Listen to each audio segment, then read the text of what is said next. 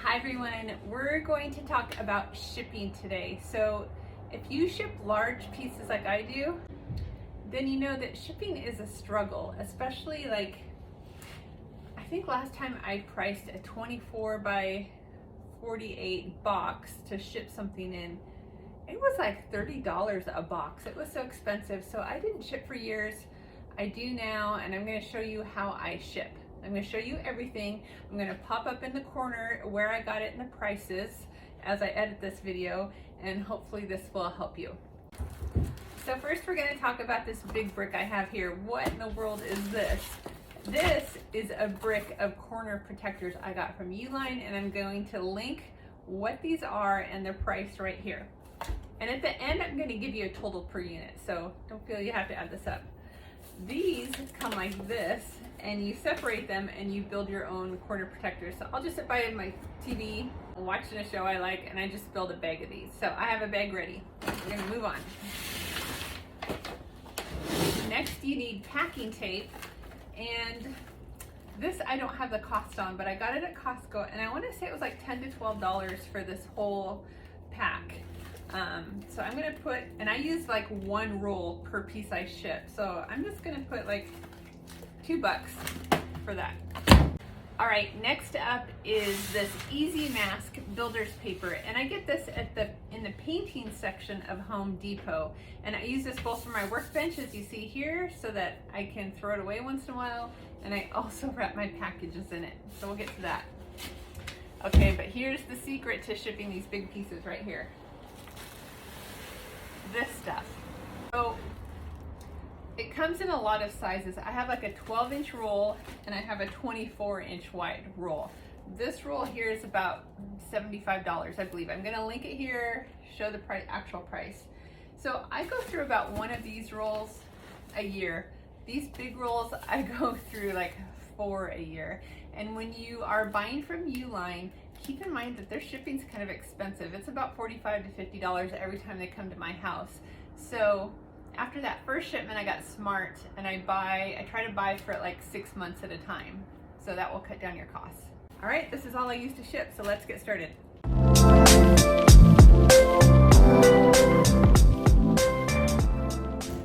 I unrolled my 2-foot wide foam, and I just put my art piece on top of it.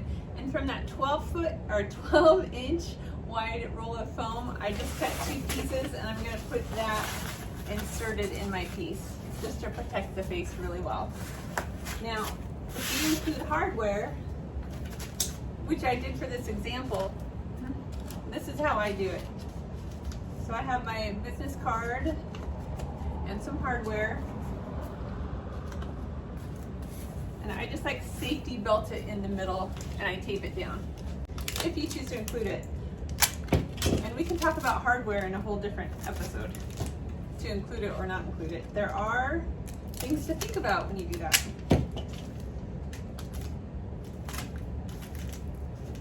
Okay, so I have my business card and the hardware and a snug little bug. It's doing fine. So I'm actually gonna flip this piece over now. And sometimes it gets a little awkward, but we'll deal with it. So I'm just kind of holding this foam in place. I'm gonna flip it over. Okay, so now it's all safe, everything's fine. Move this down the bench. And I'm gonna do something that might seem a little awkward. Some of you might not agree with this method, but it's what I do to make sure that my foam stays safe, because my primary goal here is to protect this piece. Actually, I have to get the corners first. Okay, before we do that, I'm gonna put my corners on.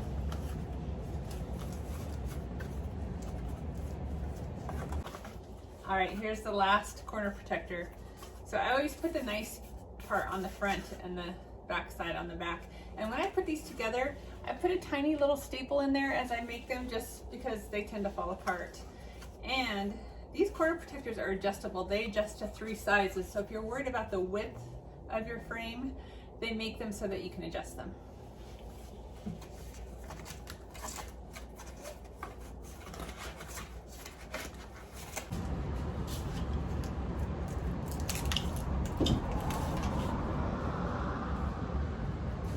All right, so the next step, you may or may not agree with what I do, but my primary concern is keeping these safe. So this is the back of the piece. Nobody cares what it looks like. So I come around with the foam because I don't want this foam to move or I don't want it to move or shift when I'm doing my final tape up. So I get it on here really tight as I can, and I staple it to the piece. Yes, I staple it to the piece. Listen, you can rip this off super easy. It's not a big deal. I want to protect the artwork.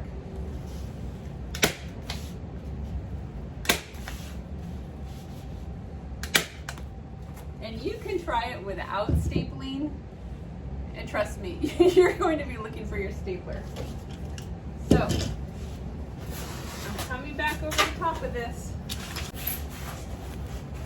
and I'm just pulling it as tight as I can. All right, as tight as I can. And you can decide, depending on where you're shipping, if you want to flip this over and wrap it 2 times or 1 time. So I've been shipping for a year now. I have had experience with 1 damaged piece, and we can talk about that later. But from what I've read online is that United States Post Office is a little gentler with the packages than UPS is. So I know that this piece is going USPS. It's not going too terribly far. And I've nailed this thing down. Like, it would be really hard to damage this piece. I'm probably gonna do it 1 time. The next piece I'm doing is going clear across the country, and I'm using UPS for that piece. So I'm probably gonna wrap this thing like 3 times. So you decide. Ooh. So you wanna pull it tight, but no, it's not so tight, you rip it.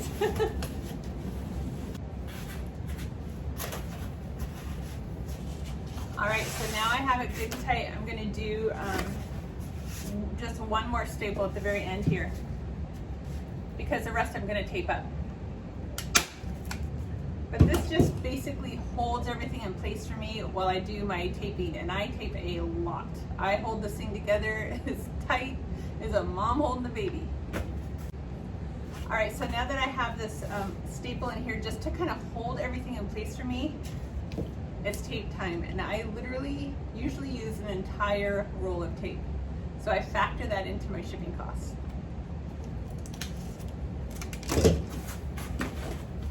So I just tuck, it's kind of hard to see, but I just tuck the foam under and then over, and then I start taping. So I'm gonna speed this up so you don't have to watch that whole thing. All right, I'm done taping. I thought I had the camera on time lapse, but I didn't, oops. But basically, I taped everything this way, and the nice thing to do is to do it outside on a bench, because you can hang it over and do your tucks, and then come around and around. And then, at the end, you're gonna have like, I just call them little elf ears that stick up on the corners. So I tape those down really good, and that extra stuff on the end is actually nice because it gives you even more protection. There's a lot of cushion here on the corners, because if your piece is gonna get damaged, it's usually impact on the corners if they're like not being careful. So then I come back and I tape the heck out of these corners. So I've got the foam, I've got the corner protectors, and I've got a lot of tape. A lot of tape. Don't be shy with the tape, I'm telling you. Okay, so this one is ready for the final touches. So I'm gonna move this out of the way for just a minute here.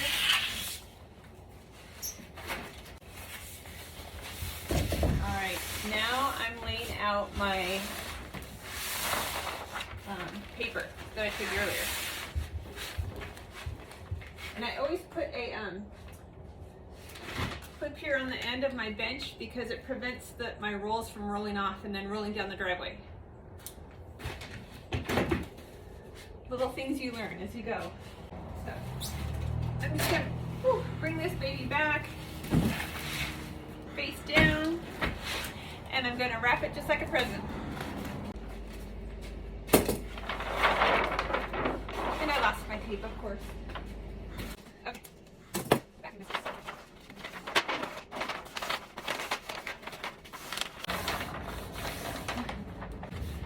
often wonder when people get my pieces, like, if they're like, man, this woman in the tape, like, she's got a problem.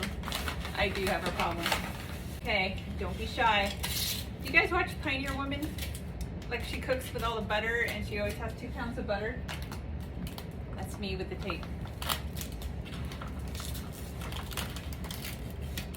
And if you don't know, Pioneer Woman is someone who cooks. It's a cooking show.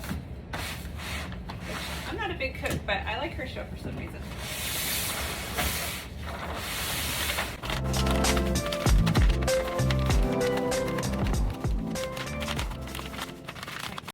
And I'm going to pause for a second. When you are listing your piece to sell, always add an inch or 2 in your whole diameter when you do this, because of course it's going to be larger by the time you get all of this stuff on here. So,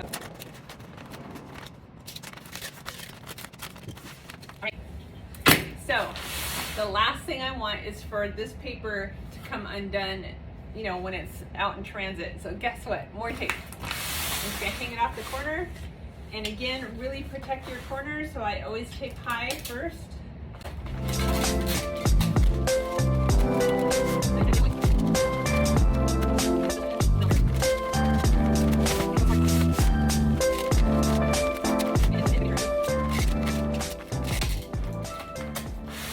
Okay, think I'm done? No, I'm not done.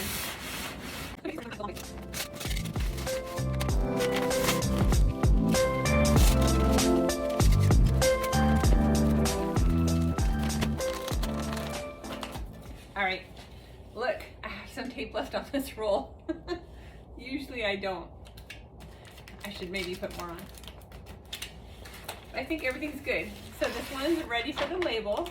Now, the last thing I do, and I don't have it on here, is once I get the label on here, from Uline I also got some fragile stickers. They just come in a big roll, like Sticker Mule, and I just slap a few on here. So I'll show you those as well. Okay, so this is the fragile stickers I also got from Uline, and I'm going to put the price on these up in the corner for you guys. This roll is going to last me a long time, so it wasn't expensive, and I don't know if it helps, but it can't hurt. All right, so let's get down to pricing. I first showed the cost for just what I paid for everything up front, and then I broke it down to cost per piece. Now this is assuming a standard 2x4 foot piece that by the time I put a frame on it, it's really about 26 inches by 50 inches, thus an odd size. So when you get down, I did all the math and I figured that the cost per piece between the foam, the corner protectors, the freight for all those materials to come, the builder's paper, tape, and my freight labels. And I used like 4 freight labels, so it comes out to about $10 per unit. So then I went back to Uline and I looked at pricing with a box because I hadn't priced it in a while, and some things have changed. So you can get a 20 pack of 24 by 48 boxes for $159. That's about $8 a box. However, most of my pieces aren't standard size, but in the future, I might build them just a tad smaller to fit into this realm to get a box. I think I'm going to try that next time. Now, I would still want the corner protectors. You still have to pay for freight. You still have to pay for tape. You would use less of it. I would still do the labels, but I still think you would need something to protect the piece within the box, because the box comes about 4 inches in depth. So you're going to have some wiggle room in there. So you're going to have to get some bubble wrap or some other packing material to make sure it doesn't move around in there. So I estimate that $1, that's probably would come up depending on the actual materials I picked, but you would be probably between $12 and $13 to $14 per box. So that might be less labor intensive and a good option as long as you build to fit the box. All right, now that I've discussed how I ship, what do you do with the cost of that shipping? So I believe as a maker, you should not cover the cost of shipping. I'm selling on Etsy right now, and I do not offer free shipping. I do not build it into my price. And part of that is because I do half porch pickup and half shipping. So I don't want to list it two ways. I want to be transparent in my pricing. And I also, so I let Etsy pick the shipping, right? It will do that for you. You put in the height, the weight, all the dimensions, it does a shipping charge. But there's also a spot for a handling fee. So that's where I build in my shipping material costs. So with the shipping costs, I meet the customer in the middle probably. I put in $6 per piece. So it probably lands in about the middle. So that's something to think about and not feel guilty about. You know, it pains me to see some of these makers spending hours on their work and then they're paying for the shipping and they're paying for everything. I mean, your time is valuable. People are paying for art that you made. This is a special investment for them and it was a special piece for you to make. Just be transparent. That's all anyone asks for. So I hope this was helpful, and if you have any questions, drop it in comments.